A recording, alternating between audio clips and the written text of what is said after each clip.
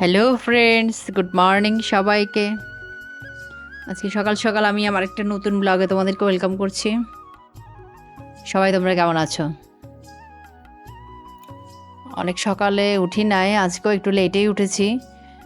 তো উঠে যথারীতি ঘরের কাজ কিছু টুকটাক করে চা খেয়েছি, তারপর মেয়েকে পড়িয়েছি। এগুলো আসলে তোমাদের সাথে শেয়ার করতে পারিনি।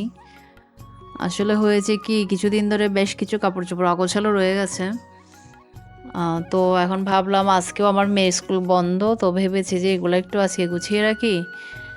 আসলে টাইম তো পাই না তেমন, ছোট বাচ্চা থাকলে তো জানোই তো, খুব একটা সময় পাওয়া যায় না, ম্যানেজ করতে পারি না। আর সব কিছু যেহেতু নিজের হাতেই করি, তারপরেও বলতে গেলে বলতে হয় যে আমি অনেকটা ভাগ্যবান। কেন কি, আমার মা তো আমার সাথে রয়েছে, তো অনেক সাপোর্ট পায় এই আর কি। কাপড় চোপড় অনেকগুলি জমে গিয়েছিল, এখন ওগুলো প্রথমে গুছিয়ে নিয়েছি। আসলে পরে আসি আর এগুলো এরকম জমা হয়ে থাকে। তো ভাবলাম আজকে গুছাই, তো গুছিয়ে নিলাম, নিয়ে একটু বিছানাটা গুছাচ্ছি। অনেকক্ষণ টাইম হয়ে গেছে, আসলে মেয়েকে পড়াতে বসেছিলাম, তো সেই কারণে বিছানা টিছানা গুছাইনি। কারণ আমার মেয়ে ওর পড়ার টেবিলে পড়ার থেকে বিছনাতে পড়তে পছন্দ করে বেশি। তো ভাবলাম যে একটা কাজ কি দুবার করব, এখন যদি করি আবার সেটা আমাকে আবার পরে আবারও গুছাতে হবে। কারণ পড়তে বসলে ওই তো এলোমেলো হয়েই যাবে। তো সেজন্য আমি এটা পরেই গুছালাম, আগে মেয়েকে পড়িয়েছি, তারপর বিছানাটা ঠিক করলাম। দেখতে পাচ্ছ অনেকগুলো ডল রয়েছে। তো মেয়ের সাথে একটু দুষ্টুমি করছিলাম যে তোর ডলগুলো আমি ফেলেই দিব, কারণ এটা আমার ডাবল ডিউটি পড়ে যায়। মনে করো এখনও এটা ওগুলোকে আমাকে সাজিয়ে রাখতে হয়, যখন ঘুমাতে যাই আবার কি করতে হয়, এগুলোকে নিচে নামাও, কারণ এতগুলো ডল থাকলে গরমও লাগবে। তো মেয়ে আমার তো কথা শুনছে না, বলছে এগুলো থাকতেই হবে, ডল পছন্দ করে বেশি। আচ্ছা যাই হোক, গুছালাম, গুছিয়ে একটু ফিল্টারে জল দিয়ে নিচ্ছি, আবার ফিল্টার থেকে জল নিয়েও নিচ্ছি। মানে খেতে একটু সুবিধা হয় যদি জলটা নেওয়া থাকে, আর না হলে আবার ফিল্টারে গিয়ে গিয়ে জল নাও, আরেক ঝামেলা। হাউস ওয়াইফদের যা কাজ আর কি, ঘরের কাজ তো করতেই হয়। মানে সবার ছুটি থাকলেও মাদের ছুটি থাকে না, যেহেতু মা হয়েছে। তোমরা যারা মা আছো তারা তো জানোই, মায়েদের কাজ করতেই হয়। সেটা তোমার শরীর ভালো লাগুক খারাপ লাগুক, মন ভালো থাকুক বা নাই থাকুক, কাজ তো করেই যেতে হয়, তাই না? একটা একটা করে সব কাজগুলো আস্তে আস্তে গুছিয়ে নিচ্ছিলাম। আসলে বাচ্চা থাকলে তো সবসময় গুছিয়েও রাখা যায় না। আমি একটু খুঁতখুঁতে টাইপসের, মানে একটু খুঁতখুঁতে স্বভাবের বলা যায়, একটু গুছাতে পছন্দ করি। মানে আমার বাসায় আসলে কেউ বলবে না যে আমাদের বাসায় দুটো ছোট বাচ্চা রয়েছে, কারণ ওরা এলোমেলো করে যেই যাবে আমি আবার সাথে সাথেই গুছিয়ে ফেলি। তাই আমার কাজ করতেও একটু লেট হয়ে যায়, ভাত খাই অনেক দেরিতে।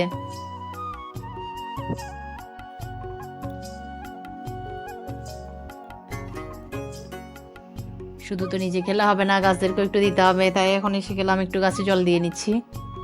সকালে একটু বৃষ্টি পড়েছিল, কিন্তু গাছগুলো তেমন খুব একটা ভিজে নেই। বারান্দা ভিজে গেছিলো, কাপড় ভিজে গেছিলো, আমার কাজ আরও ডাবল হয়েছে। কিন্তু গাছগুলোতে তেমন জল পড়ে নাই, তো এখন এসেছি এগুলো গাছগুলোকে একটু জল দিয়ে নিচ্ছি। আমি কাজ করতে করতে ওইদিকে আমার মা রান্নাটা করে নিয়েছে। ম্যাক্সিমামটা আমার মা রান্না করে, আমিও সময় পেলে করি। তো আজকে আমাদের মেনুতে কী ছিল তোমাদের একটু দেখাই। এটা একটা কচু, মান কচু বলে মনে হয় এটাকে, আমি ঠিক জানি না। ভাজি করেছে, ডিম সিদ্ধ করা হয়েছে, কাতলা মাছের ঝোল রান্না করা হয়েছে, কচু দিয়ে কাতলা মাছের ঝোল, একটা চাটনিও ছিল, সবজিও একটা রান্না করেছে, এটা এরপর রান্না করেছিল, তো এটার ভিডিও নেওয়া হয়নি। কাজ টাজ করে স্নান করেছি, তারপর খেয়েছি, তখন প্রায় 3:30 বেজে গেছিলো। আসলে আমার ম্যাক্সিমাম টাইমে 3:30 4টা, 4টা হয় না 3:30 হয় ভাত খেতে খেতে। তো খেয়ে ঘুমিয়েছি, ঘুম থেকে উঠেছি, আমার হাজব্যান্ড অফিস থেকে এসেছে, সবাই মিলে একসাথে চাটা খেয়েছি। এখন মেয়ে বায়না করেছে আজকে ডিম পোচ খাবে। তো আমার হাজব্যান্ড গেল ডিম পোচ করে দিয়ে। তোমরা অনেকেই ভাবতে পারো যে হাজব্যান্ড কেন করছে, আমি কেন করছি না। স্বাভাবিক, এটা ভাবাটা স্বাভাবিক। আসলে বিষয়টা হয়েছে, আমি না ডিম পোচটা এরকম ওর মতো করতে পারি না। মানে কুসুমটা আমি ঠিকঠাক তুলতে পারি না আর কি, যদি ডিম পোচ করে আমার কুসুমটা ভেঙে যায়। আর আমার মেয়ে ডিম পোচ খেতে পছন্দ করে যদি ওই সাদা মানে কুসুমটা যদি ঠিকঠাক থাকে, তো দায়িত্ব তার উপরেই পড়েছে। সেই মেয়েকে ডিম পোচটা করে দিল। দেখো সুন্দর হয়েছে না বলো, আমি করলে কিন্তু এরকম সুন্দর হতো না। বেচারার কষ্ট হয়েছে, সে মাত্র অফিস থেকে এসেছে, চা খেয়ে তাকে আবার রান্না করে যেতে হলো। মেয়ের আবদার আর কি, মেয়ের বায়না মেটাতে গেল বাবা। আসলে বাবারা তো এরকমই হয়, মানে ওর বাবা যখন ওকে এগুলো করে দেয় তখন আমিও আমার বাবাকে মিস করি। যদিও আমার বাবা রান্না করতে জানতো না, তারপরেও মনে পড়ে একবার আমাদের সবার ফক্স হয়েছিল আর কি বাসার।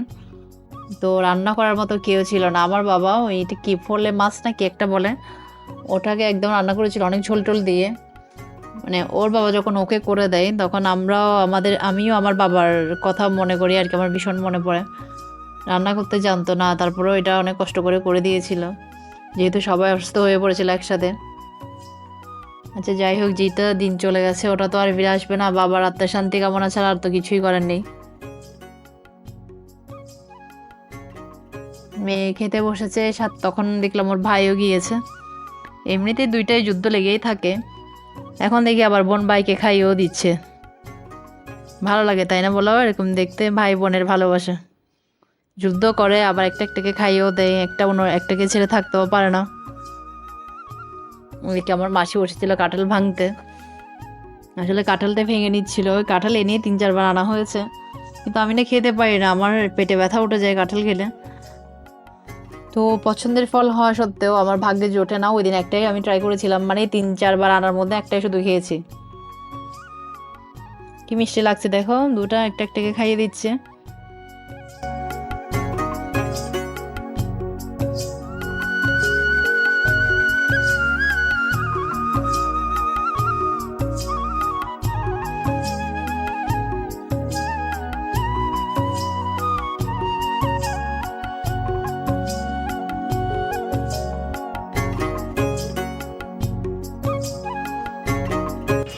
এরপর এসে আমরা একটু বারান্দায় বসলাম, আসলে সবাই একসাথে বসার টাইমটা তখন পাইনি। এখন হাজব্যান্ডও এসছে, বাচ্চারাও রয়েছে, তো আমরা একটু বসেছিলাম বারান্দায় গল্প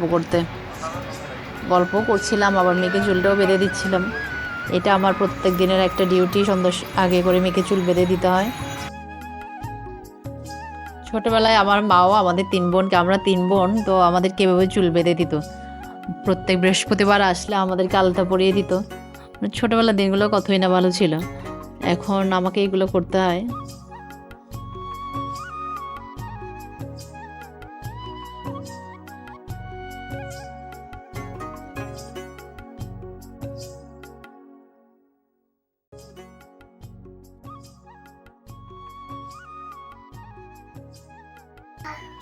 গুড ইভিনিং ফ্রেন্ডস, সন্ধ্যা হয়ে গেছে, আমরা একটু বারান্দায় বসেছি। আসলে আমরা মানে সারাদিন তো কাজ টাজ করে ঘুমিয়েছি, ঘুম থেকে উঠে একটু চা খেয়েছি, আসলে চা খেতে বারান্দায় বসেছি। এখন চা খাওয়ার সময় তো আর ভিডিও নিইনি, তাই তোমাদেরকে দেখাতে পারিনি। আসলে আমরা একটু গল্পও করছিলাম বসে বসে, বিকেলের দিকটায় বারান্দায় বসলে একটু ভালো লাগে, হালকা হালকা বাতাসও আছে, তাই আমরা একটু বসেছি বারান্দায়। এখন সন্ধ্যা হয়ে গেছে, এখন উঠে যেতে হবে, কারণ সন্ধ্যা বাতি দিতে হবে, পুজো করতে হবে, এখন আবার উঠে যেতে হবে। তাই উঠে যাওয়ার আগে তোমাদের সাথে একটু কথা বলছি। আমার সাথে আমার দুষ্টু ছানাপোনারা রয়েছে, দেখো দুষ্টামি তো শেষ হয় না, এদের দুষ্টামি শেষ হয় না, ক্যামেরা অন করলেই ওখানে চলে আসে দুটোই। দেখছো কি হচ্ছে, কিছু বলবে? দাঁত দেখাচ্ছে না? তোমার পুচুর স্কুলে কালকে কি আছে একটু ফ্রেন্ডসদেরকে বলে দাও। সুইমিং পুল আছে ওর স্কুলে, কালকে সুইমিং পুল আছে। সুইমিং না, তোমার কি শাওয়ার ডে না কি একটা নাকি ওদের স্কুলে হবে, তো বলেছে বাচ্চাদেরকে স্নান করাবে।